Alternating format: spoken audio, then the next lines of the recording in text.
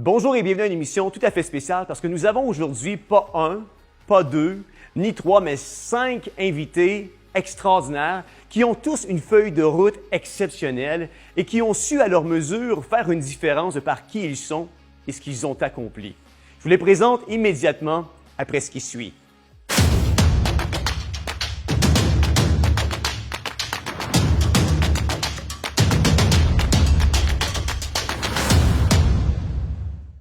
Bonjour, d'entrée de jeu, j'ai envie de vous remercier tous et chacun d'entre vous d'avoir pris le temps de vous rendre disponible pour enregistrer cette émission-là aujourd'hui. Je sais que vous avez des horaires assez chargés, assez occupés, et le fait de vous être rendu disponible pour venir enregistrer sur notre plateau, on l'apprécie grandement et c'est vraiment un honneur pour nous de pouvoir tourner cette émission-là avec chacun d'entre vous.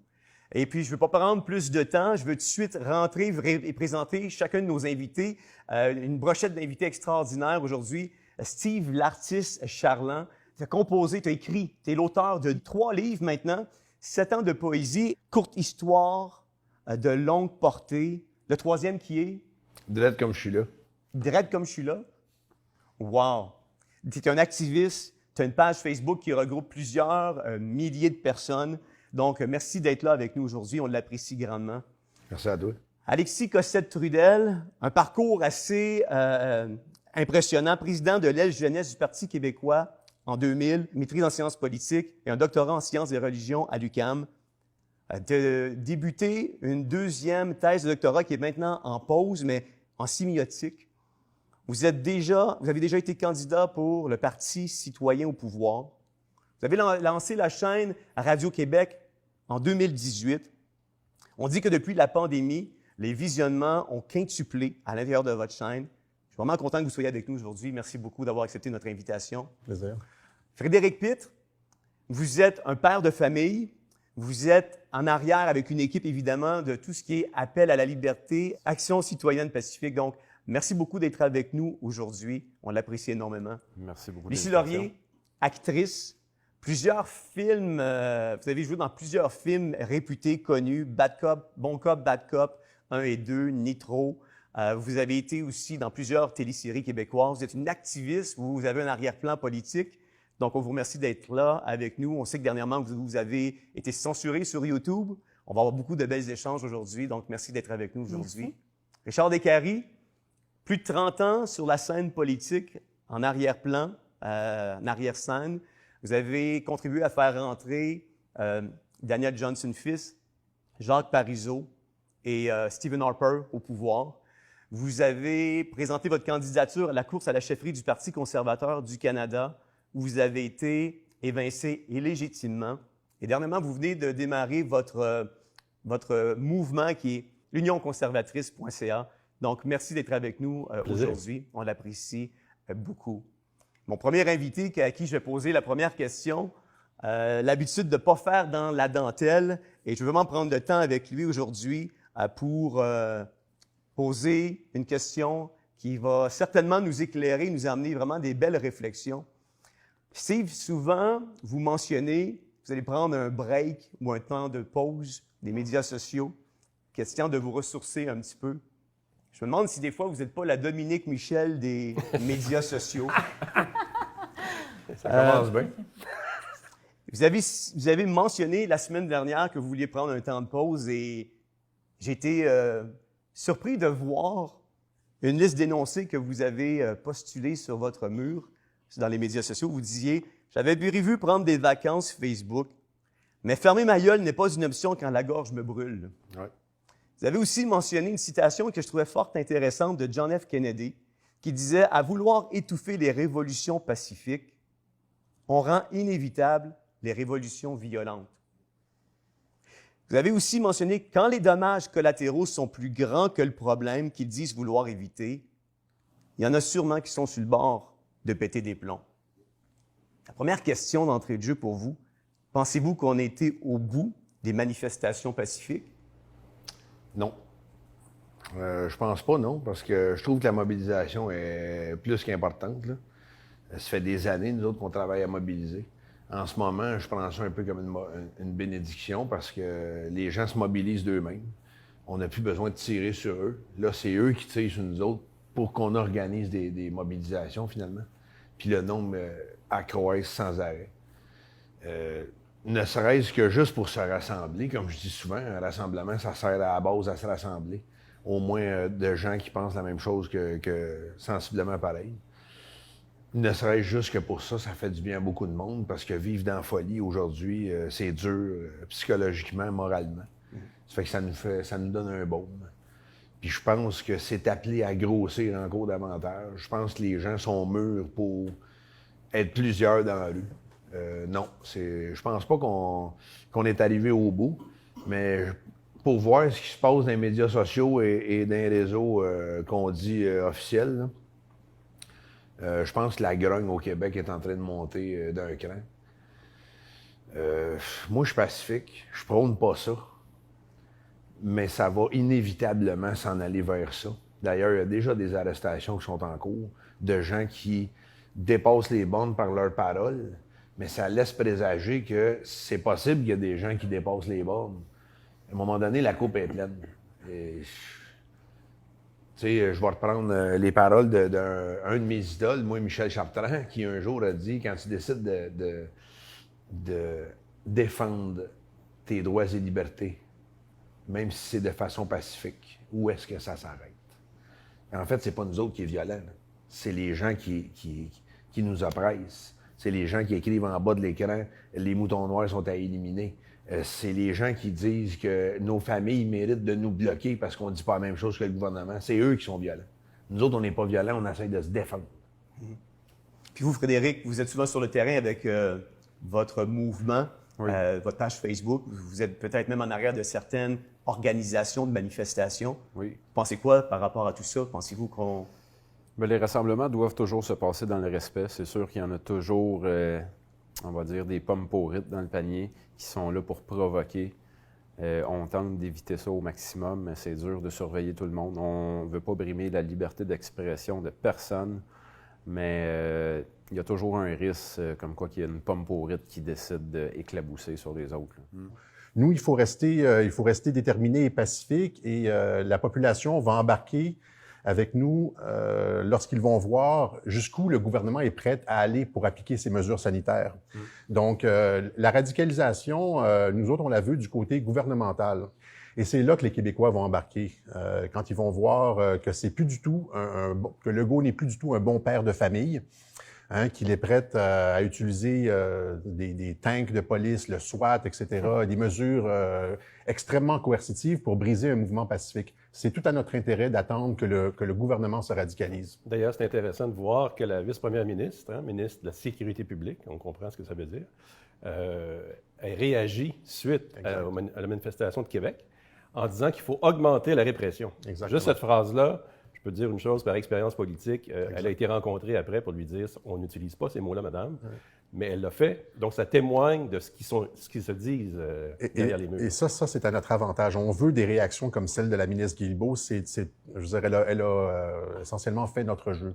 Je pense que la clé pour se réapproprier notre souveraineté individuelle et aussi de ne plus consentir à ce qu'un pouvoir ait contrôle sur nos vies, parce que je trouve qu'en ce moment, on est en train on consent à ce qu'un gouvernement contrôle nos vies.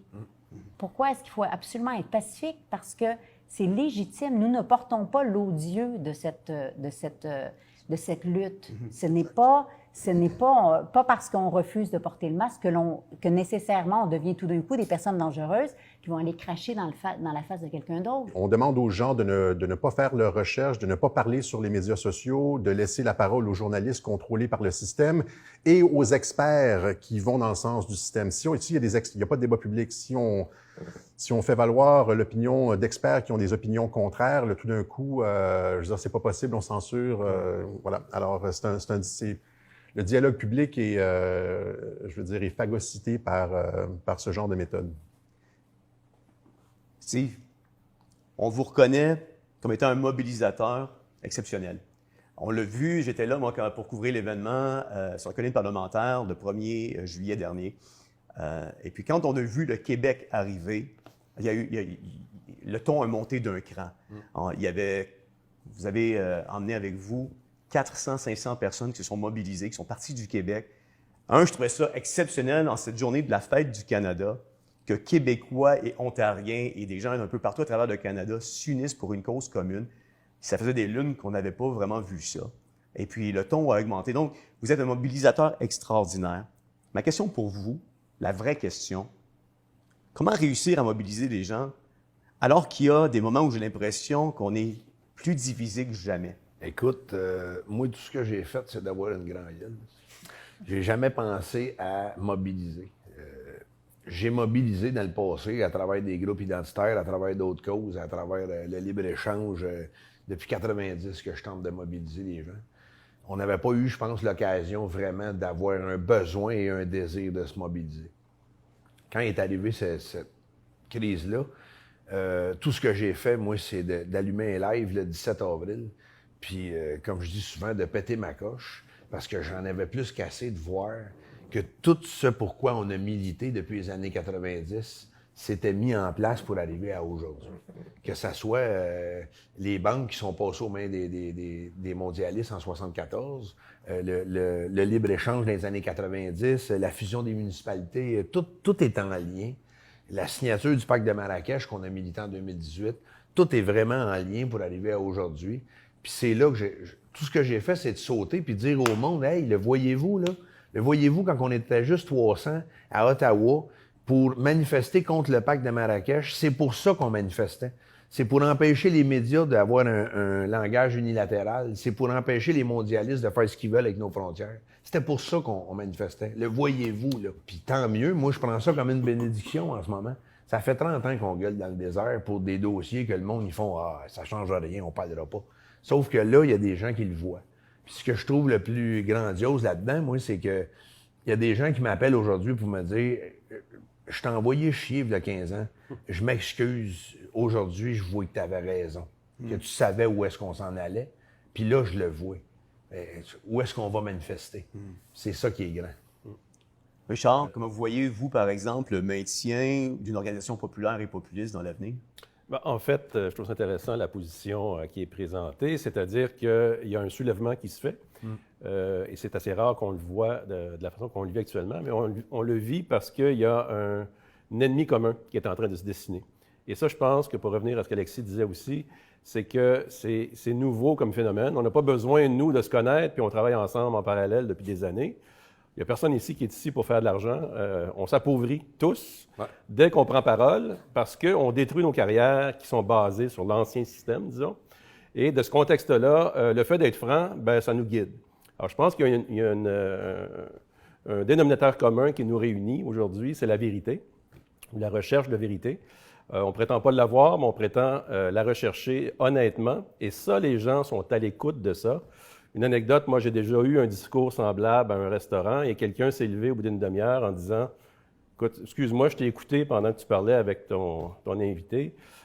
Si jamais tu te présentes en politique, je vais voter pour toi. » C'était un cri du cœur qui disait « Je comprends pas ce qui se passe, mais ce que tu dis fait du sens. » Souvent, on parle de populisme, puis c'est beau tout ça, mais on avait déjà eu cette discussion-là, vous et moi, Richard, où on parle de les mouvements populistes finissent toujours par mourir parce que souvent, ces mouvements-là vont recenser tout ce qui est tout ce qui va pas bien, plutôt que de discuter puis arriver avec des solutions, des pistes de réflexion pour améliorer ce qui va pas bien.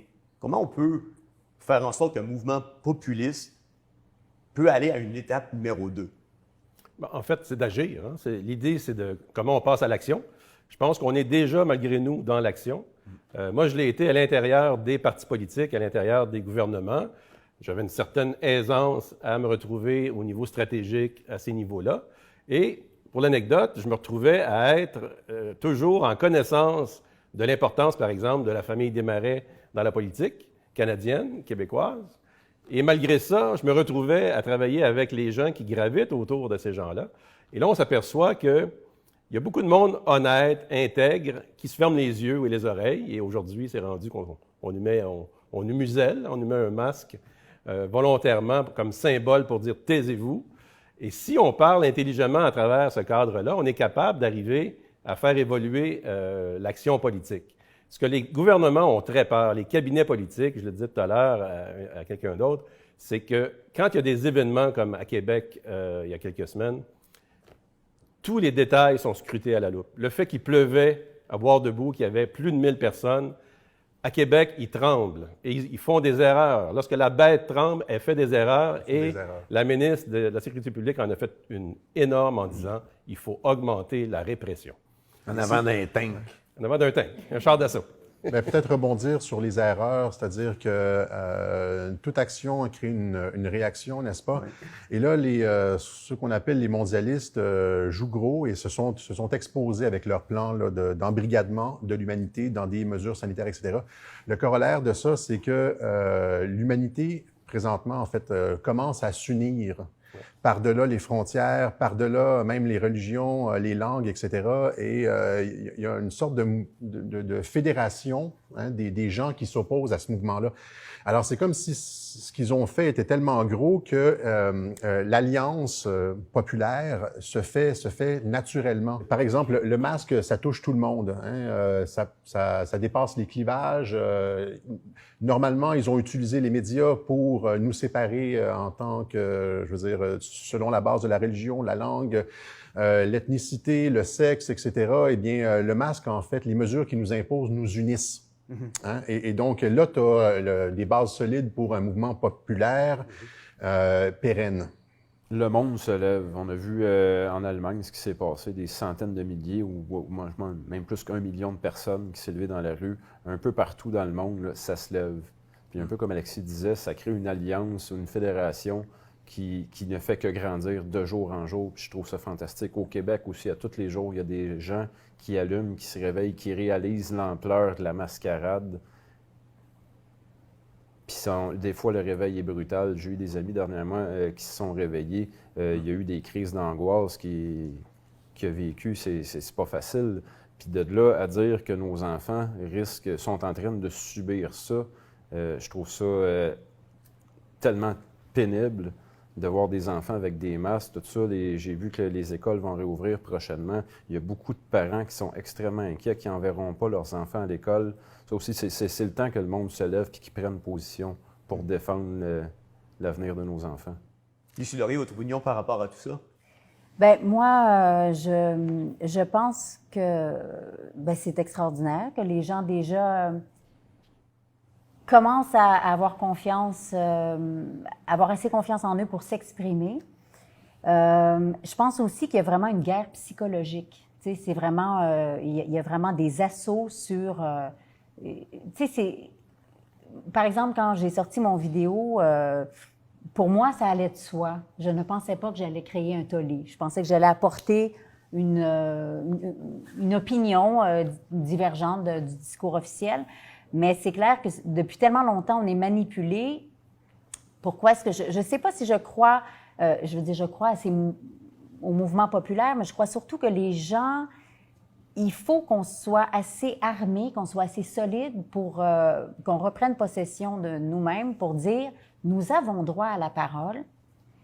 Il y a une guerre psychologique, il y a des assauts contre.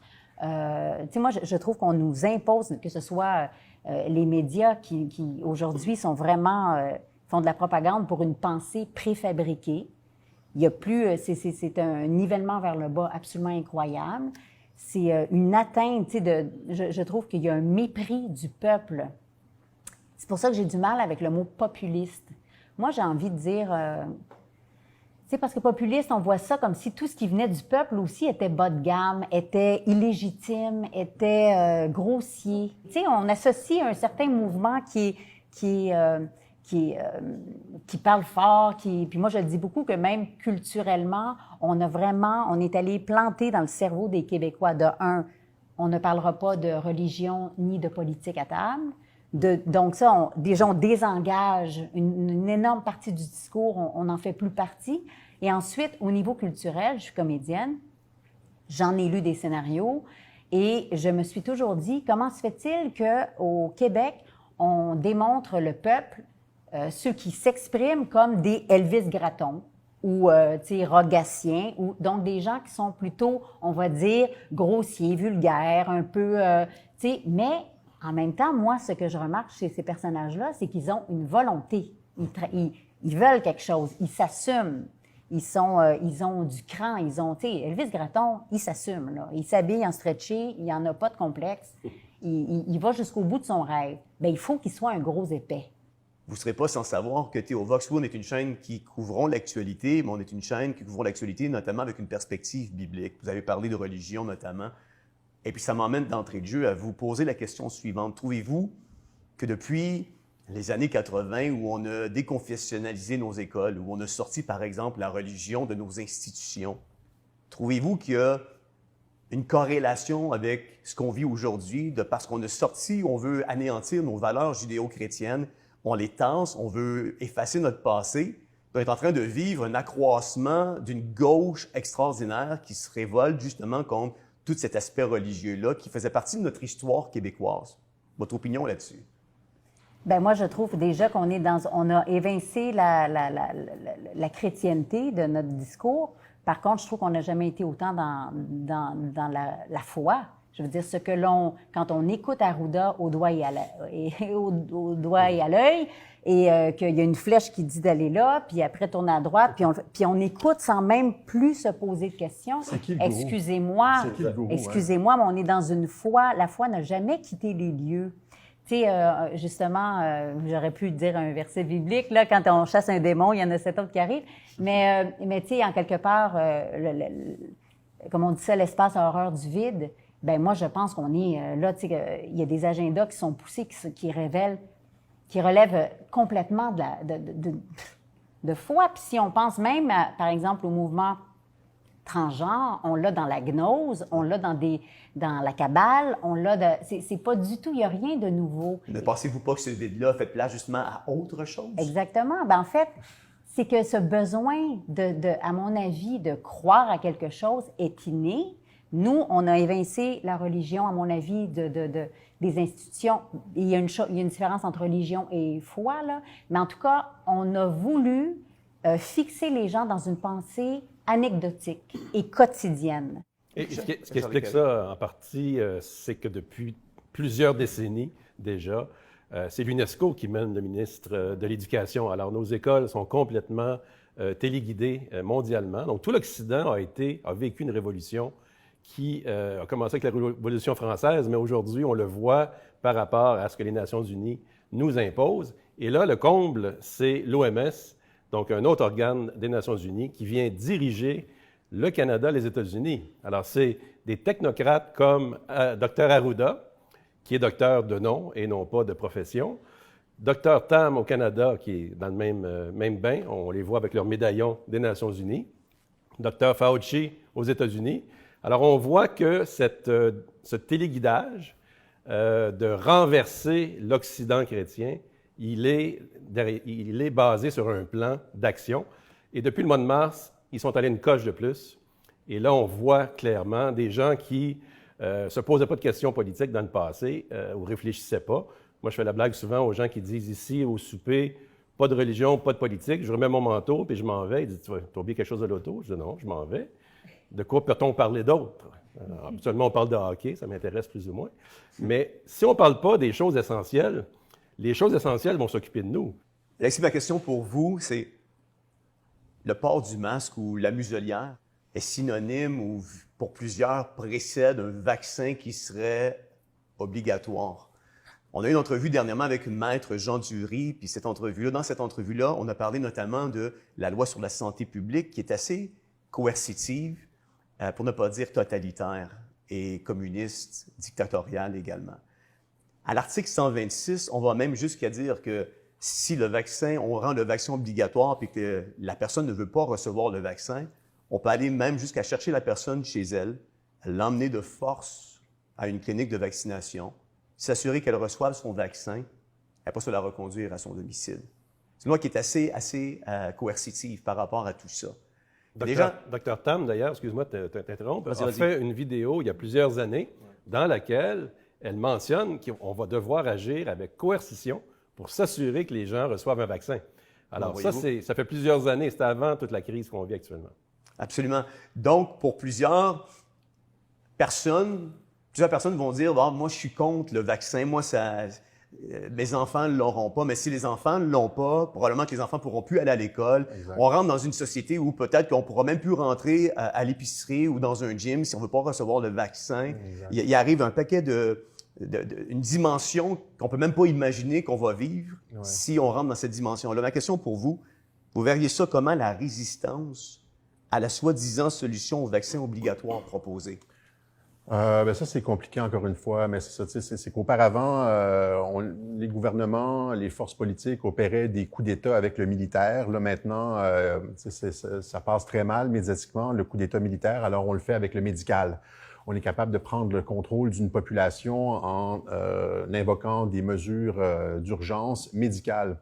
Il y a une question de la légitimité, évidemment, des mesures qui sont mises de l'avant, c'est-à-dire que comme pour des mesures d'urgence militaires, il faut que la menace soit réelle, il faut qu'elle repose sur une menace réelle à la sécurité de l'État. Par le passé, les États ont souvent utilisé des opérations sous faux drapeau pour créer de fausses menaces, pour justifier le déploiement de mesures coercitives, etc. Eh bien, présentement, ils font exactement la même chose avec le médical, c'est-à-dire qu'ils utilisent une fausse menace. Le COVID n'est pas plus dangereux que la grippe. Ça a été démontré à gauche et à droite par des études sérologiques, etc. Donc, ils utilisent cette fausse menace pour opérer un coup d'État. Maintenant, il va falloir que la population se réveille. Encore une fois, j'ai déjà dit que les Québécois, moi j'ai l'impression, on parle pour le Québec, là, les Québécois n'accepteront pas des mesures coercitives comme celle-là. J'ai l'impression que ça passerait très mal dans la population. Les Québécois, c'est un peuple qui aime les leaders et une force politique bénigne, un peu comme René Lévesque, tu comprends, un peu molle, un peu douce, père bienveillant, etc. Et c'est exactement cette carte-là que joue François Legault. Il joue la carte René Lévesque, mou, un bon père de famille, etc. Et c'est pour ça que ça fonctionne jusqu'à maintenant, qu'il y a de l'adhésion des gens. Maintenant, pour déployer un agenda de coercition de vaccins comme cette loi sur les mesures d'urgence sanitaire le propose, ils vont devoir faire tomber les masques et frapper très fort sur la population. Et là, c'est là que je pense qu'ils vont perdre toute légitimité et qu'ils vont voir l'émergence, les rangs de ceux qui résistent à cette tyrannie technosanitaire ne vont qu'aller en s'accroissant. J'espère que tu as raison, moi, parce que ce que je vois aussi, c'est si la population, en général, ne se lève pas bientôt, on va se retrouver avec deux mondes parallèles. Il va y avoir les gens soumis qui vont être masqués, vaccinés et qui vont suivre la machine, puis il va y avoir nous autres, on va être obligés de vivre en autarcie parce qu'on ne veut pas participer à ça. Ouais. On est vraiment en train de tirer une ligne entre deux sortes de mondes. Mais ce qu'il faut rajouter aussi, c'est que la ministre de la Santé du Canada, Tam, a dit que les masques, la distanciation sociale et tout ce charabia va continuer même par-delà le vaccin. Alors, il n'y a pas de limite à ça. C'est un objectif, c'est un agenda de contrôle social absolu. C'est pas seulement le fait de faire de l'argent avec le vaccin, hein, parce qu'il y a des centaines de milliards de dollars en jeu et l'argent ruisselle et tout le monde s'en fout plein les poches si on va avec le vaccin. C'est pas juste une question d'argent, c'est une question de contrôle politique. C'est une question, parce qu'on veut appliquer la vaccination obligatoire pour avoir le passeport de vaccination, l'identité numérique sous la peau sous-cutanée. Les gens disent que c'est complotiste, mais TVA Nouvelle en parlait au mois de décembre. J'ai montré les références. Alors, c'est un agenda qui va beaucoup plus loin que ça. C'est pour ça que je te dis qu'il va probablement avoir deux mondes, moi, parce que ils nous disent déjà que ça ne sera pas obligatoire, le vaccin, mais ça va te prendre ton carnet de vaccination pour aller à l'épicerie et à la pharmacie. Ou voyager ou sortir du pays. Exactement. Donc, tu vas devoir vivre à côté de la société. Donc le plan, c'est un plan à long terme qui se déploie, qui n'a rien à voir avec les mesures, avec la maladie elle-même, puisque même après un vaccin, la distanciation sociale et les masques vont rester. Ouais. Donc, ça n'a plus rien à voir avec la maladie elle-même. C'est un outil de contrôle social. Les gens doivent comprendre ça. Ce qui est intéressant, c'est que ceux qui disent ça, tu as dit la ministre Tam, mais c'est pas la ministre. Ouais. C'est une fonctionnaire non élue. Okay. Alors, c'est eux qui décrètent, dans l'avenir, ça ne va même pas changer. Alors que nous, on est supposé d'aller en élection pour changer le gouvernement pour lequel on ne serait pas d'accord. Ouais. C'est quelque chose d'assez important qui se passe. Ouais. En fait, moi, je pense que l'élément important, c'est la peur, et non pas le médicament, et non pas la pandémie. C'est une fausse pandémie. Maintenant, on a les faits. Alors, moi, j'ai beaucoup de plaisir à parler avec mes voisins, mes amis, ma famille, pour dire quel virus que vous parlez. C'est un virus de grippe. Aujourd'hui, les chiffres le démontrent. Mais ce qui est intéressant, ça a permis de montrer la manipulation des chiffres qui ont été faits. Il n'y a pas eu de grippe ce printemps, cet hiver. On a aboli la grippe et on a inventé quelque chose qui s'appelle le COVID-19. D'ailleurs, le terme COVID-19 n'est pas le nom du virus en tant que tel. On a créé un nom de toute pièce qui est un terme par rapport à l'objectif qui est la peur, la création de la peur. Alors, moi, ce que je dis aux gens quand ils se demandent quoi faire, bien, je dis premièrement, ayez pas peur. Ça, c'est la première chose. Si on réussit à créer cet effet-là, le reste devient très secondaire. Parce qu'actuellement, ne pas avoir peur, c'est faire comme nous, on fait. On se donne la main, on se parle, on ne porte pas de masque, on rencontre des gens. Moi, j'ai continué à vivre pendant le confinement, puis tout le monde disait « Comment tu fais? » Bien, je prends mon auto, il n'y a personne sur les routes, c'est extraordinaire. Oui, mais si tu te fais arrêter, bien, on traversera le pont rendu à la rivière. Alors, je pense que la peur est l'élément important, mais le plan qu'on voit qui est défini actuellement par les technocrates, c'est pas à travers les gouvernements que ça se fait. Les gouvernements élus sont complètement exclus. Ouais. Et ça, c'est majeur. C'est une révolution qu'on vit concrètement. J'ai bien peur, moi, qu'il y ait un autre virus qui risque de sortir. Parce que quelle coïncidence que la ville qui était le plus avancée au niveau du 5G, c'est Wuhan, en Chine. C'est là que le laboratoire financé par la France et le Canada, et les États-Unis et l'Allemagne et compagnie, le fameux virus vient de là. Est-ce que c'est un virus qui a été créé en laboratoire? Il est somme toute assez bénin puisqu'il s'est attaqué aux 70 ans et plus. Mais est-ce qu'on ne pourrait pas en émettre un autre qui soit plus mortel, qui vienne atteindre nos enfants et les gens qui sont dans la force de l'âge, dans la trentaine, quarantaine, et là, venir nous fermer le clapet à tous nous autres, parce qu'on ne pourra plus ne pas se promener sans masque. On ne pourra plus faire ce qu'on fait actuellement.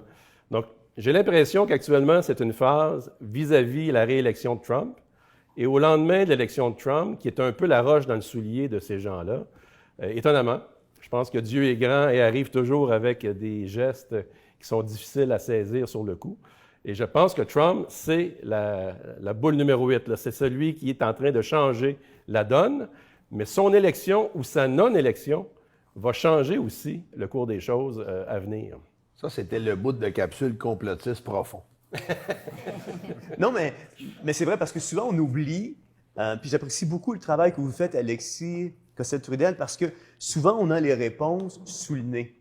Je regardais, moi, dernièrement, il y a quelques mois, je regardais le journal Le Devoir qui disait que cette année, pour faire du pouce un petit peu sur ce que vous disiez, Richard Descaries, qui disait que cette année, on répertoriait 100 cas de grippe saisonnière, alors qu'habituellement, la presse nous relatait quelques semaines auparavant qu'habituellement, il y a 3500 décès causés par la grippe saisonnière. Donc, on voit déjà qu'il y a quelque chose qui se passe. Habituellement, il y a 3500. Cette année, on en relate 100. Sont passés où les 3400 autres? Il y a plus que ça. Il y a des suicides, des cancers. Aux États-Unis, il y a un cas répertorié de quelqu'un qui est mort en motocyclette qui a été catégorisé COVID. Ouais, c'est documenté. Et finalement, ils l'ont retiré des listes. En fait, les chiffres aux États-Unis, je suis allé sur la page du CDC et ils disent que seulement 6% des décès COVID sont effectivement morts seulement du COVID. Le reste, c'est de la comorbidité, c'est-à-dire que c'est des cancers. Souvent, ils vont tester quelqu'un en phase terminale et au lieu d'indiquer que c'est un cancer comme cause de décès, ils vont marquer COVID parce qu'il est testé positif au COVID. Je veux dire, si on opérait de cette façon-là avec la grippe, on aurait à chaque année une pandémie identique au COVID avec la grippe. On n'a pas eu non plus chez nous le penchant de ce qui a été sorti aux États-Unis avec l'Institut économique de Montréal qui relatait justement que les cas actifs étaient avaient vraiment diminué par rapport à ce qu'on nous expose. 94%. Ouais, c'est ça. C'est intéressant que Trump ait aboli le rôle majeur du CDC aux États-Unis. Alors, imaginez que François Legault se lèverait debout et arrêterait complètement le ministère de la Santé d'agir et passerait à côté, passerait outre leur institution pour diriger justement l'information, parce qu'on parle ici de propagande, carrément.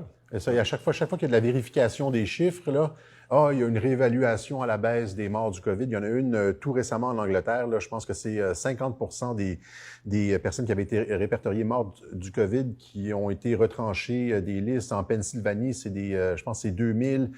Partout où est-ce qu'on fait des vérifications, on retranche des morts. C'est-à-dire qu'il y a eu, c'est ce qu'Arruda disait, par principe de précaution, on engrange tout là-dedans. Ouais. Et donc, c'est ce qu'ils appellent le lien épidémiologique. Effectivement. Et partout où est-ce qu'on applique le lien épidémiologique pour compter les morts du COVID, il y a à peu près 5 fois plus de morts du COVID que une population similaire qui n'a pas utilisé cette méthode. En France et en Allemagne, la France a utilisé la méthode Arruda, le lien épidémiologique. L'Allemagne ne l'a pas utilisé et pour un même nombre, je l'ai montré dans mes webjournaux, pour le même nombre de cas, la France avait 5 fois plus de morts parce qu'ils font juste rentrer tout le monde sur l'étage par principe de précaution dans mort du COVID. Alors, ça quintuple les morts. Ce qui est bien, c'est qu'on ne peut plus mourir de rien d'autre aujourd'hui. C'est un gouvernement unique, avec une monnaie unique, une religion unique et une cause mort de unique. mortalité unique. Un nouvel ordre mondial. Oui, c'est ça, exactement. Frédéric Pitre, il y a un terme, en fait, il y a 2 termes qui sont devenus partie prenante de notre vocabulaire québécois, distanciation sociale et confinement. Il y a déjà quelques années, on a fait du tort à plusieurs piliers de notre société. On a opté pour des politiques de gauche qui se sont attaquées à notamment détruire nos racines, notre héritage et notre passé chrétien, détruire la famille, détruire l'autorité de l'homme, détruire notre économie, détruire la vie de nos enfants, détruire la vie de nos aînés, puis j'en passe. Depuis plus de 3 mois, on a intégré, comme je disais, distanciation sociale, confinement.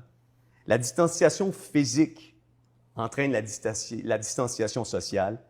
La distanciation sociale nous conduit vers un reset. On en parle de plus en plus de ce fameux reset-là. On utilise cette fausse pandémie pour faire un reset sur notre système économique, sur l'éducation de nos enfants, sur la façon dont on a connu notre passé, pour inévitablement nous conduire vers l'implantation d'un nouvel avenir. Ma question pour vous, Frédéric Pitre, comme père de famille, on vit ça comment dans la vie de tous les jours, de se battre, puis d'être à contre-courant de nos croyances puis de nos convictions?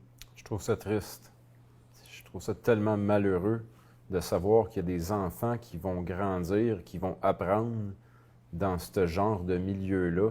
Les enfants, ça a besoin de jouer, ça a besoin de se toucher, ça a besoin de se chamailler, de se tirailler. Moi, ma petite fille, elle ne peut pas s'asseoir à côté sur un mur, à côté d'une de ses petites amies, puis se confier des secrets, comme mes sœurs faisaient, comme mes neveux, nièces faisaient avant. La crise du COVID, cette pandémie-là, va créer des traumatismes qui vont être durs, voire même irréparables dans le développement de nos enfants. Ils sont en train de vivre ça actuellement, là. Donc oui, je trouve ça très difficile. J'ai extrêmement de rage et de colère en dedans de moi face à ça. Je sais qu'il y a beaucoup de parents qui n'enverront pas leur enfant à l'école à la prochaine rentrée. Quand l'école a recommencé au mois d'avril, ma fille est retournée à l'école. Sa mère a pris la décision de la retourner à l'école. Et j'ai posé la question à ma fille, « Jasmine, comment tu as passé ta journée à l'école? Comment ça a été? » Elle me dit, « Ah, papa, les gens, ils ont peur. » Fait que nos enfants, présentement, qui vont retourner à l'école, ils vont vivre dans des climats de peur d'un virus. Puis selon moi, je ne suis pas un spécialiste, je ne suis pas un chercheur ni un scientifique, mais les virus ont toujours fait partie de l'évolution de la vie depuis le début de l'humanité. Donc, pourquoi aujourd'hui on voit un virus comme étant un ennemi? Selon moi, encore, un virus va contribuer à l'évolution de l'espèce humaine. Oui, il va y avoir des morts. Il y en a toujours eu des morts. C'est malheureux. Un mort, c'est un mort de trop, mais reste que la mort a toujours fait partie de la vie. Il y a toujours eu des personnes âgées dans le passé qui sont morts de grippe, d'influenza, H1N1, des choses comme ça. Puis il va en avoir encore l'année prochaine, puis l'autre année. Puis ça sera, si ce n'est pas le H1N1, si ce n'est pas le COVID, mais ça va être un autre. Les gens ont eu peur du COVID-19. À cause de quoi? À cause des médias. Si les médias n'auraient pas parlé, on se serait rendu compte de rien. Oui, les médias, mais aussi les grandes entreprises. Oui. Hein, comment se fait-il que Canadian Tire était ouvert et on fermait les églises? Oui. Comment se fait-il qu'on a pris ces décisions-là, unilatérales, de favoriser les grands joueurs économiques et on a tué l'économie des PME?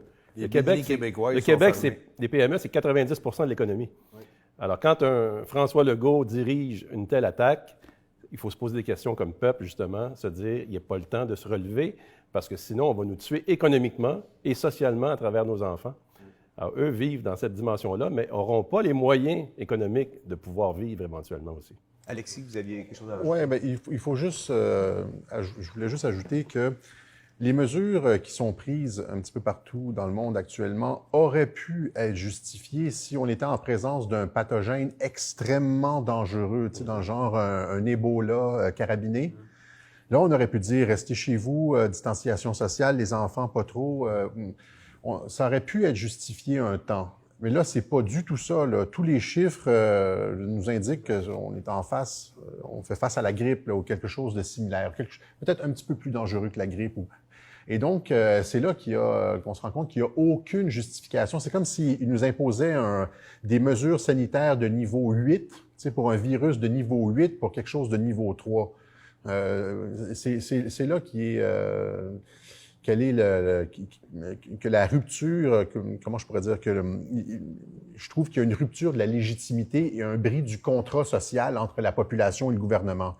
Le gouvernement est supposé prendre des mesures draconiennes comme ça lorsque c'est justifié. Moi, je trouve que c'est tellement des attaques de toutes parts.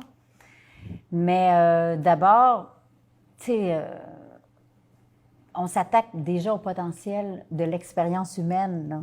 Je pense qu'on est en train de créer une société, ce sont des mesures de sociopathie qu'on est en train d'inculquer à nos enfants. Tout le monde le sait, qu'on ait de petites notions de psychologie ou de soins de l'enfant ou de... Tout le monde sait qu'on a besoin du contact humain. Je veux dire, là, on arrive vraiment à un calcul où on n'est qu'une ressource humaine, mais une ressource en tant qu'énergie, bétail. Il faut aller voir, il faut vraiment aller lire ce que Vassili Leontiev a écrit sur ça. Moi, je pense que le gouvernement mondial nous impose cette théorie-là, que nous sommes qu'énergie, nous sommes là pour produire, et en ce moment, on est en train de créer des enfants. On veut à tout prix fomenter une génération d'enfants qui seront incapables de contact humain. L'autre est dangereux. On parle de diversité partout. L'autre n'a jamais été aussi dangereux que maintenant. Déjà, la diversité, c'est quand tu es enfant, se confronter à ton petit ami qui veut ton jouet, qui veut ton... Mais c'est échanger, négocier. On nous bombarde. Évidemment, moi, je veux dire que le fait que le gouvernement nous conseille de nous masturber, là, je trouve ça, mais une indécence, c'est même pas une question religieuse. C'est une question que plus rien ne nous appartient. Il n'y a plus de vie privée. Il y a plus nous n'avons plus le droit d'avoir la maîtrise de notre vie, de notre expérience humaine. Puis je trouve ça très... Moi, c'est pourquoi je suis extrêmement... Je vois ça comme une nécessité absolue de m'exprimer. Pas parce que j'aime ça. Je déteste ça. Moi, je vis ma vie chez moi, justement avec ma propre vie intellectuelle, ma propre vie affective, ma propre vie sexuelle. Je ne me ferai pas dicter par un gouvernement comment je suis censée expérimenter ma vie. Et ça, je trouve que c'est un attentat, je trouve que c'est du terrorisme humain sur notre potentiel humain. Si j'avais un enfant en ce moment, puis j'en ai eu un enfant à 17 ans, que je devais avorter, dans quelle société notre enfant va vivre? Si ce n'est pas les parents, si ce n'est pas les valeurs qu'on a envie de transmettre à nos enfants, pourquoi est-ce qu'on se fait imposer par des réformes scolaires, par un gouvernement, ce qui est censé être notre expérience humaine? L'école est devenue un centre de détention pour former des travailleurs qui ne penseront pas. Et moi, je trouve qu'il y a eu réellement attentat à notre potentiel humain. Il y a bien longtemps. Et il faut que les gens comprennent. Je ne suis pas une énervée. Je suis, étonnamment, on va dire, les gens ne s'attendaient pas à ce que je sois quand même, que j'ai une activité cérébrale. Eh bien oui, je vais vous le dire. Parce que, qu'est-ce que vous voulez que je vous dise? C'est ma passion. Pourquoi? Parce que la vie, on est tellement compartimentés. Ouais. Moi, je pense qu'on est tous ici des gens qui n'ont pas voulu rentrer dans le rang. Moi, je me suis battu contre ça toute ma vie. Ouais. En ce moment, c'est juste plus flagrant. Là, ils veulent vraiment rentrer tout le monde dans le rang. Ils veulent uniformiser tout le monde. On est à la veille d'avoir un uniforme, là, si ça continue. On n'est pas loin de l'uniforme, tout le monde doit se masquer. Comme dans 1984. J'ai passé ma vie à me battre contre ça, moi. C'est ça. Au moins le COVID aurait eu cet avantage de révéler l'ampleur du problème, jusqu'où était rendu le gouvernement dans nos vies, là. Ouais. Hein, c'est pas juste les enfants, c'est dans la chambre à coucher, le sexe, etc. Dans les années 70, il y avait eu le Bill Omnibus avec Trudeau qui disait le gouvernement n'a rien à voir dans la chambre à coucher. Bien là, ils nous disent, je veux dire, comment opérer au lit, là. Ouais. Ça va jusque-là avec le COVID, tu sais, les enfants, etc., l'économie, au supermarché. Je veux dire, le contrôle gouvernemental sur nos vies, là, on le voit. On voit le potentiel dictatorial, jusqu'où ils vont, jusqu'où les lois leur permettent d'aller. Et ça, au moins, ça aura eu ça de bon, cette crise-là. C'est-à-dire qu'on sait que si on en sort, on sait qu'est-ce qu'on va devoir régler pour reprendre notre liberté. On sait jusqu'où ils peuvent aller et qu'est-ce qu'on doit régler. Ça révèle 1984, le livre, important, mais aussi Le meilleur des mondes, hein, d'Aldous Huxley. C'est un mélange des deux. Septembre prochain, sur un poste important aux États-Unis, l'émission Le meilleur des mondes Ah ouais. va être diffusée. Il faut comprendre que Hollywood nous bombarde des messages d'avance depuis 10, 20 ans. Ouais. Je ne sais pas si vous avez vu le film de série B, 2003, dans lequel il y a une scène qui est complètement identique à ce qu'on a vécu au mois de mars. Alors, tout ça est organisé. Alors, pour parler de complotisme tout à l'heure, moi, je pense qu'il faut parler de stratégie de mondialisation. Et une des façons de combattre ça, oui, c'est de travailler sur notre autonomie et tout le reste. On sait que ça va être extrêmement difficile. Moi, je vous annonce qu'ils ne lâcheront pas le morceau, c'est bien certain. Mais travailler au nationalisme, justement, de retrouver les frontières. On s'est aperçu qu'avec une pandémie, c'est important les frontières. Notre poste canadien Trudeau a dormi au gaz pendant 2-3 semaines. Même à cette époque-là, c'est François Legault qui faisait la morale sur l'importance de fermer les frontières aux gens qui revenaient au pays. 2-3 semaines. 2-3 semaines minimum, mais tout ça pour dire que si on laisse aller cette dégénérescence libérale qu'on a connue depuis les 50 dernières années, on ne peut pas avoir les moyens de nos ambitions non plus. Alors, c'est important de retrouver cette force nationale-là dans un mouvement politique qui fasse corps et non pas juste faire des coups de gueule. On est capable de tous en faire, mais ça ne donne pas grand-chose. Ouais. L'important, c'est de mobiliser les gens dans un contexte qui soit stratégiquement ou contre-stratégiquement orienté vers ce qu'on est en train de nous imposer. Le plan est écrit, on le voit avec l'Agenda 21, on le voit avec l'objectif 2020-2030. Je vous annonce qu'il reste moins de 10 ans là, pour se tourner de bord. Alors, il faut qu'on se prenne en main si on veut faire face à la situation et dire la vérité. Je pense que c'est la meilleure façon, premièrement, de perdre nos amis, mais peut-être que c'est une bonne chose pour citer Mario Dumont, débarrassez-vous de votre beau-frère s'il ne fait pas comme vous pensez. Mais je pense qu'il faut le mettre à l'inverse, c'est-à-dire qu'il faut travailler avec des gens qui sont honnêtes, mais qui sont dans l'erreur malgré eux et essayer de les convaincre à embarquer avec nous. Souvent, on nous associe, puis pour le bénéfice de tous ceux qui écoutent aujourd'hui, il y en a plusieurs qui se font mettre l'étiquette de théorie du complot, complotiste, conspirationniste. Qu'est-ce qu'on dit à ces gens-là? Comment qu'on peut débattre pour le bénéfice de nos auditeurs qui optent vers ce chemin-là, puis au risque de se faire traiter de théorie du complot, complotiste? Comment qu'on peut renverser cette vapeur-là? Ouais, c'est facile. C'est facile, c'est en utilisant les sources des médias.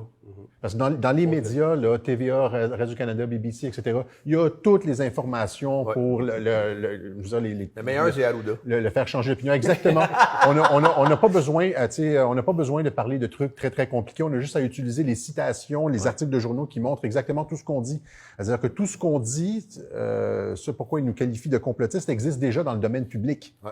Alors, utilisez les sources médiatiques, faites des recherches, reprenez les articles de journaux, les clips où est-ce qu'ils le disent officiellement, c'est simple. Hein, ça a l'effet d'une bombe. À partir du moment où est-ce que tu dis, tu montres Arruda qui dit, on compte tout le monde, 1000 personnes par mois, on compte tout le monde dans le COVID, etc. Ben, qu'est-ce que tu dis à ça? C'est pas complotiste, c'est lui qui l'a dit. Donc, on voit une ouverture qu'on n'a jamais vue avant, et il y a une dimension spirituelle à cette crise-là qu'on sous-estimait dans le passé. Alors, quand on rajoutait la spiritualité là-dedans, on se faisait traiter d'illuminé, c'est le cas de le dire. Aujourd'hui, on dit, écoute, il y avait du bon dans le passé. Est-ce qu'on n'est pas mieux de revenir à nos valeurs traditionnelles? Ce que je pense qui est dur, puis j'en parle beaucoup ces temps-ci, là, c'est de briser l'orgueil des gens qui sont dans la peur, justement.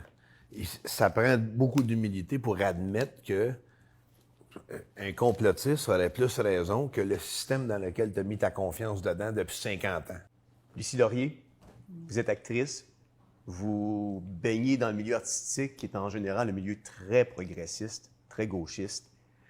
Alors ma question pour vous est la suivante. Qu'est-ce que fait une comédienne ou comment vit une comédienne ou une actrice dans un milieu très gauchiste alors que vous avez opté depuis la situation actuelle pour des positions radicalement à droite, je dirais même que même Richard Martineau a l'air de quelqu'un de gauche à côté de vous?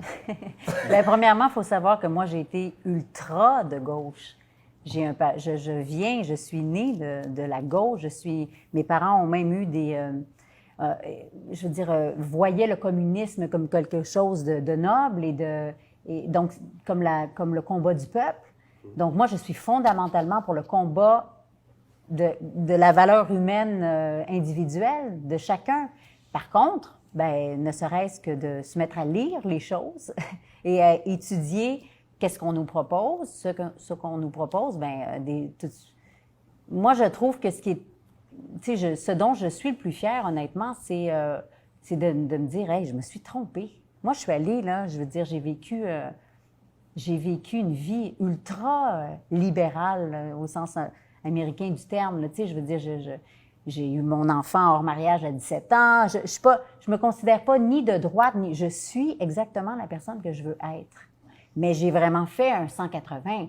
Par exemple, j'étais une féministe radicale. Quand tu te rends compte qu'aujourd'hui, c'est à partir du moment où on réalise toutes les manipulations sociales, l'ingénierie sociale à grande échelle qui a été fait dans chaque sujet, il n'y a pas un sujet qui n'est pas... Chaque pilier qu'on a aboli. Exactement, que tu te rends compte, mais c'était de la grosse bullshit, excusez-moi. Je me suis bien fait avoir. Juste ajouter, là, parce que tu as utilisé les termes gauche-droite, Lucie Laurier, tu es très à droite, etc. Il faut dire que là, tu utilises les termes selon la nomenclature actuelle présentement, parce que c'est ce que les gens connaissent de toute manière. C'est ce qu'on appelle la droite maintenant, c'est ce qui était au centre auparavant. C'est-à-dire que maintenant, avec l'aide des médias, la gauche a tout réinterprété le passé.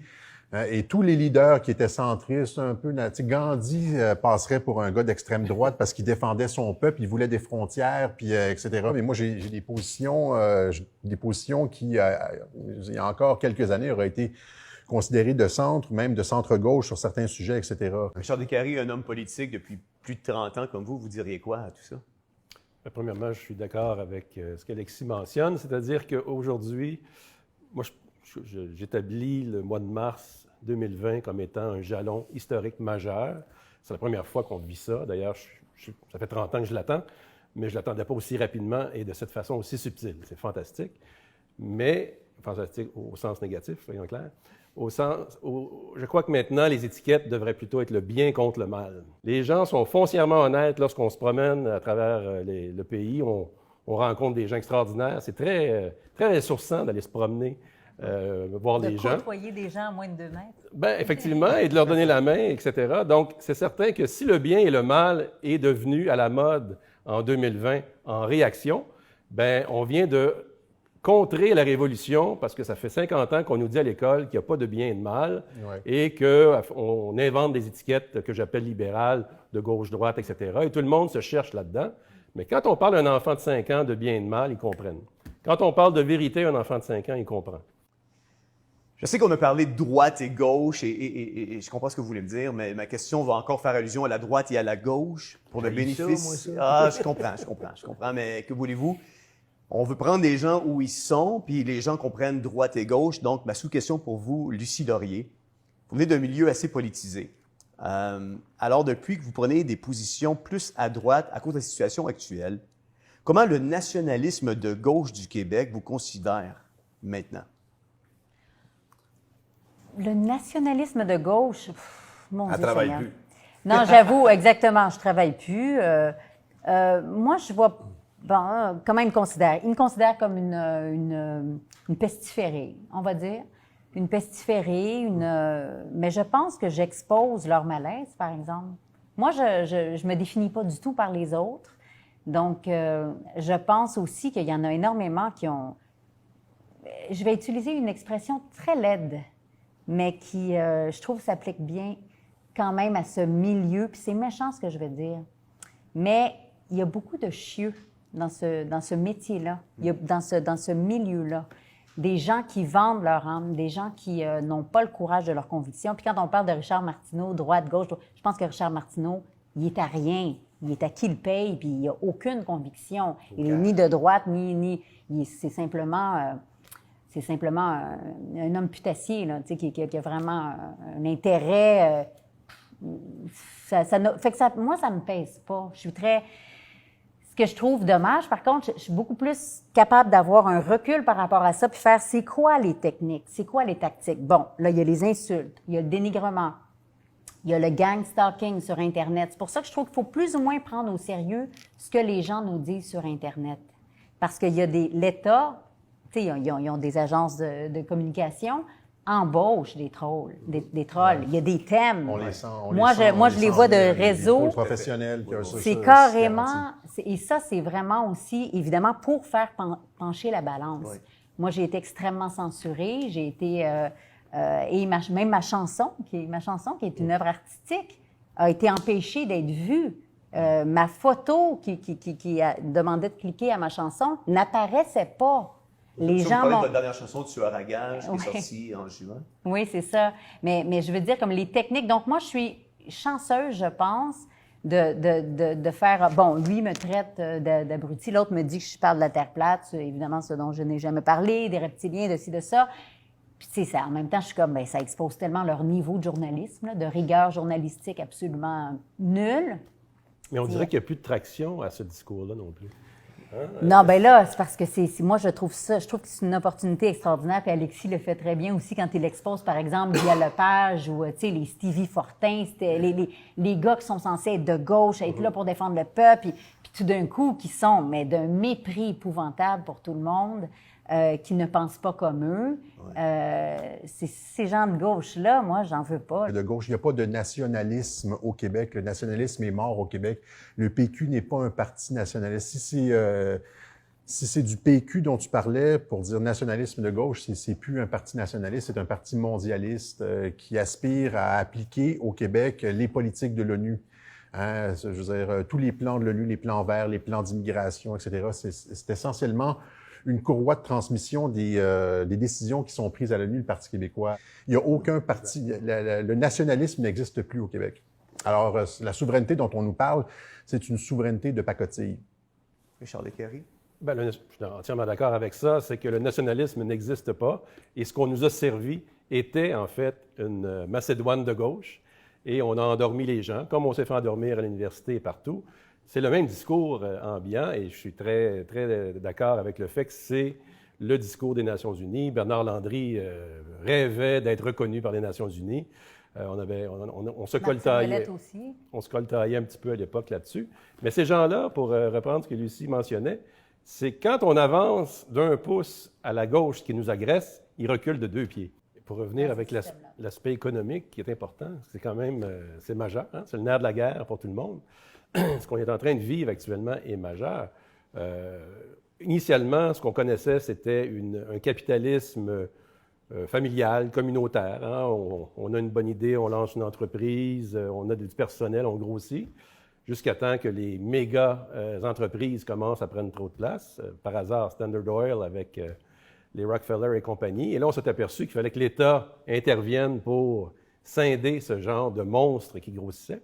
Mais aujourd'hui, c'est drôle, on a renversé complètement la dimension où les entreprises ne sont même plus capables d'être contrôlées par les gouvernements. On n'arrive même pas à les taxer. Et à cause de ça, on est en train d'étouffer toute l'économie générale. Donc, on est passé d'une économie familiale, communautaire, à une économie spéculative. Et c'est ces gens-là, depuis que la Fed est devenue privée, par exemple, aux États-Unis, on a réussi à amener cet argent-là, cette économie-là, dans les mains de l'élite mondiale actuellement. Et on est rendu maintenant, et on le voit très bien au quotidien, dans une économie de capitalisme, de surveillance. Alors, quand les gens me disent que c'est pas vrai qu'on va perdre l'argent comptant, moi je leur dis, écoutez, c'est simple, vous allez perdre l'argent comptant. Ça a été pratiqué pendant le confinement. On ne pouvait plus payer avec de l'argent comptant au nom d'un virus sur un papier-monnaie en plastique. Il faut le faire. Mais la journée qu'on va abolir, et on le fera, bien, on ne pourra plus s'acheter un pain au dépanneur si on a une contravention pas payée, parce que l'État va nous éliminer de facto. Et quand je dis l'État, ça va être l'intelligence artificielle qui va générer toute qui va gouverner, en fait, cette planète-là. Et on le voit actuellement avec les moteurs de recherche et les grandes entreprises. Alors, cette économie de surveillance, elle est en place. Un peu comme le crédit Ceux qui social dorment, ancien. réveillez-vous. Je pense aussi d'ailleurs que moi, je crois que cette pandémie, elle a été mise en place réellement pour tuer la classe moyenne. C'est vraiment une tentative d'éliminer toute compétition. Il n'y a que les groupes. Ça, c'est Agenda 21, c'est écrit en toutes Un lettres. reset. C'est un reset, puis comme je crois qu'en Colombie-Britannique, c'est 70 000 entreprises qui ont fermé, là. 70 000 entreprises. Il y a un sondage qui est sorti dernièrement qui disait que d'ici la prochaine année, c'est 850 000 faillites qu'on devrait vivre au Québec. Là. Alors, comment ça se fait que les entrepreneurs ne se regroupent pas pour, je veux dire, intenter une action en justice contre le gouvernement? C'est quoi cette gang de moutons qui vont perdre toutes leurs économies, qui vont fermer leurs entreprises, leurs bébés, hein, ce qu'ils ont, leurs produits, je veux dire, qui mettent un terme à leur entreprise de façon silencieuse, qui meurent dans le silence sans voir le problème et intenter une poursuite contre le gouvernement? J'en reviens juste pas de la passivité des entrepreneurs. Bien, avec Appel à la liberté, nous, on a un projet de convention des leaders, des entrepreneurs. On va les inviter, plusieurs centaines de personnes, et on va discuter avec eux, les rencontrer, puis essayer de sortir de là avec une piste de solution. Parce que ça, tu parlais de mouvement populaire. Là. Ça c'est la composante, une composante essentielle. Puis là, présentement, elle n'est pas là. Alors, si les entrepreneurs pouvaient commencer à se lever et à réfléchir à leurs pertes, à leur action, et parce que souvent, il y a comme le gouvernement les entrepreneurs vont poursuivre un gouvernement pour perte de profit parce qu'ils ont octroyé un contrat à une autre entreprise, etc. Ils se sentent brimés, ils ont pas fait les profits. Là, ils sont en train de mourir sans poursuivre le gouvernement. Je veux dire, réagissez. Ça en prend juste quelques-uns pour partir la vague. C'est peut-être avec, justement, Appel à la liberté, là. Et après ça, les gens vont embarquer. Il faut juste briser la glace, il faut briser la peur. Il faut qu'à un moment donné, il faut arrêter. On connaît c'est quoi une des solutions qui serait viable pour que le gouvernement arrête de nous piller. Il y en a une raison. Il y en a une solution. Mais je ne peux pas la dire parce que j'appellerais à... Mais, je veux dire, on est quand même des contribuables. Moi, je dis ça comme ça.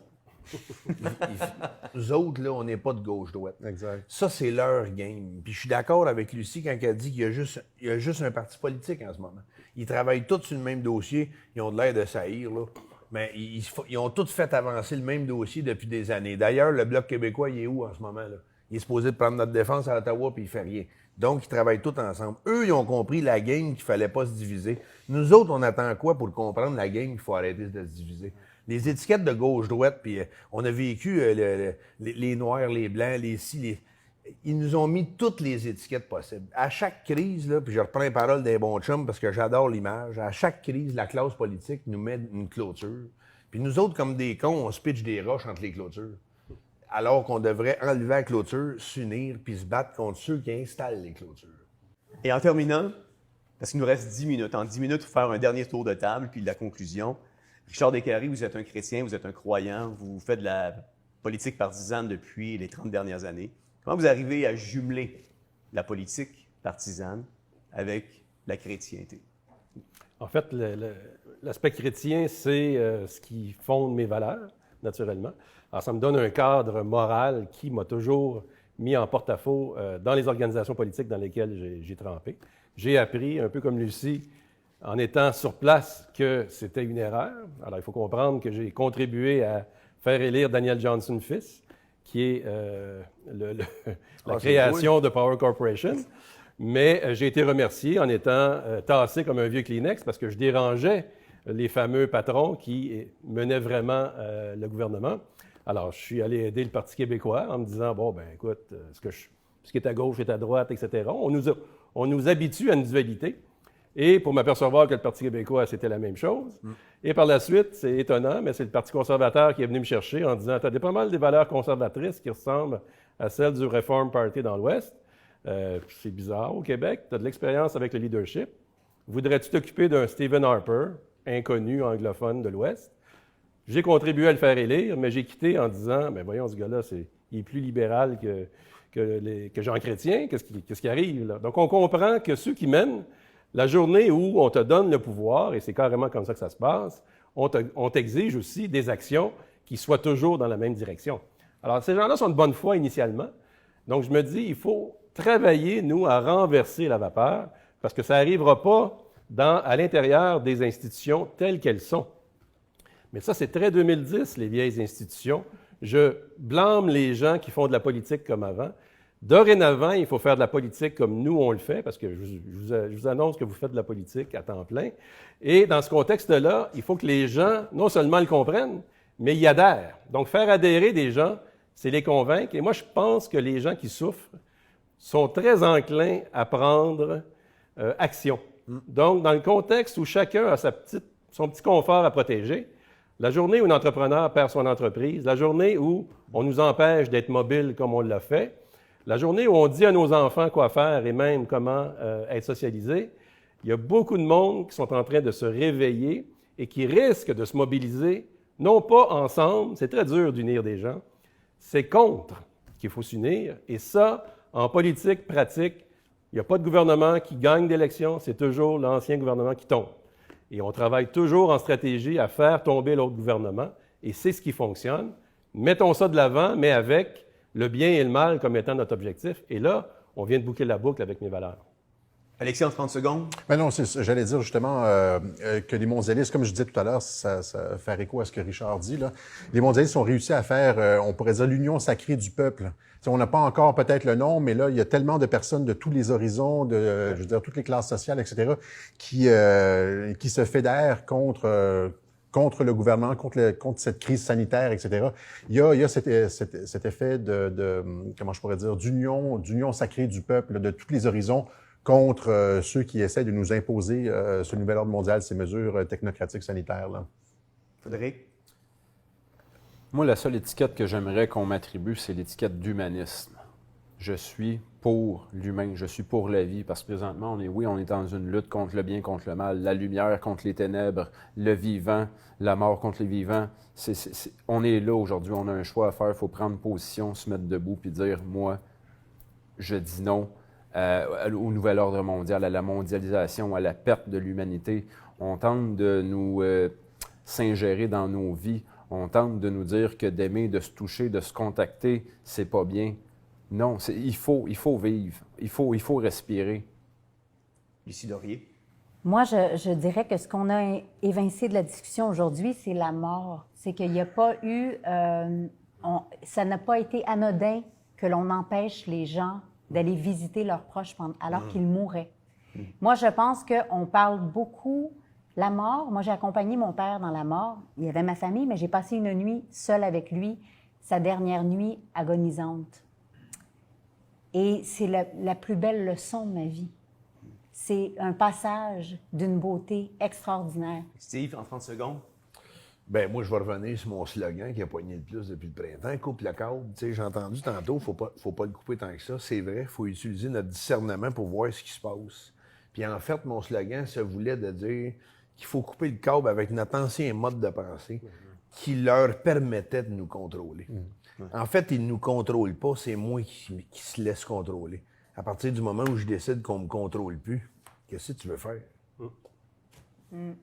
Steve, on peut toujours vous suivre sur votre page Facebook. Steve Lartiss, A-R-T-I-S-S, Yes. Charland. Oui. Alexis Cossette-Trudel, Radio-Québec. Ne manquez pas vos web journaux, on apprend tellement. Vous avez une équipe extraordinaire alentour de vous. Les recherches sont là. Il y a toujours de bonnes découvertes à faire sur votre web journal. Frédéric Pitre, il y a Appel à la liberté. Lucie Laurier, on peut toujours vous suivre sur votre page Facebook. Oui. Votre compte Twitter. Oui. Reste à savoir maintenant si la chaîne YouTube est toujours Ben là, active. oui, peut-être qu'elle ne l'est plus, puis je le sais pas. Mais sinon, les gens peuvent s'abonner sur votre chaîne YouTube si elle est toujours active. Oui, puis VK, puis Parler, puis plein d'autres. Là, je me mets sur plein de trucs. Ouais. Richard Descaries, on peut toujours vous suivre avec votre page unionconservatrice.ca. Vous avez également une page Facebook, donc j'invite les gens à vous suivre également sur votre page Facebook. Merci à tous et chacun d'entre vous d'avoir permis cette émission aujourd'hui, d'avoir été là, de vous être rendu disponible. J'apprécie beaucoup, j'apprécie chacune des interventions. Et mon souhait le plus cher, c'est que nous ayons pu au moins porter les gens à réfléchir, à se questionner, à les inciter peut-être même à faire des recherches puis creuser un peu plus loin. Donc, merci à la maison de nous avoir écoutés et je vous dis à bientôt.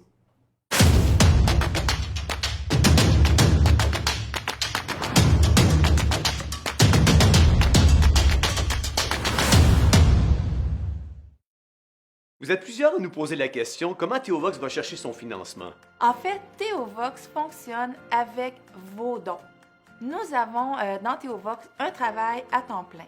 En fait, Théovox, c'est une petite équipe. On est 3 employés et nous fonctionnons par vos dons. Donc, si vous voulez nous supporter dans notre mission, vous pouvez le faire de différentes manières et vos dons vont nous permettre, entre autres, d'engager plus de personnel, d'avoir un meilleur équipement, d'être encore plus disponible pour couvrir chacun de vos événements sur le terrain. Alors, si c'est quelque chose qui vous interpelle, en fait, c'est pas compliqué. On a un superbe site Internet sur www.theovox.tv où vous allez voir, il y a un onglet qui est marqué « Dons ».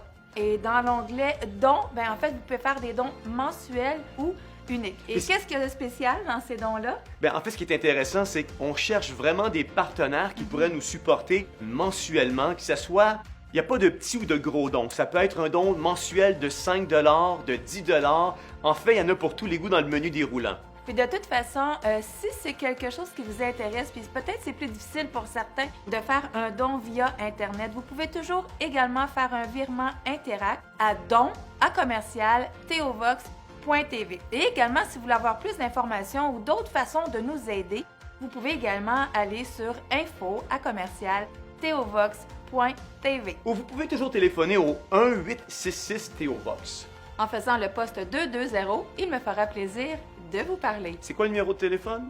Je le sais pas par cœur. 1-866-THEOVOX. 220. C'est bon. Donc, on veut vous remercier d'avance pour votre générosité. Merci d'avance de nous permettre de continuer d'exister et surtout d'être disponible pour couvrir chaque événement médiatique. Merci pour votre aide. Merci.